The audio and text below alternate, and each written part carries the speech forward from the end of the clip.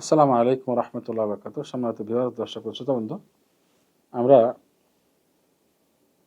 এবার আলোচনা করব আঙ্গুল চেটে খাওয়া খানার পরে এবং প্লেট চেটে খাওয়ার কারণ কি, কেন মানব ইসলাম চেটে খেতে বলেছেন, এর কারণটা কি।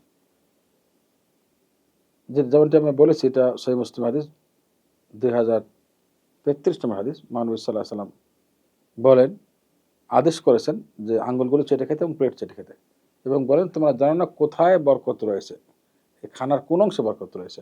অন্য বর্ণ আসছে, হ্যাঁ, বরকত কোথায় তোমরা জানো না। এর অর্থ যে খানা আমি খাচ্ছি সেখানে বরকত থাকতে পারে, অথবা যে খানাটা প্লেটে আছে সেখানে বরকত থাকতে পারে, অথবা যে খানাটা আঙ্গুল লেগে আছে সেখানে বরকত থাকতে পারে।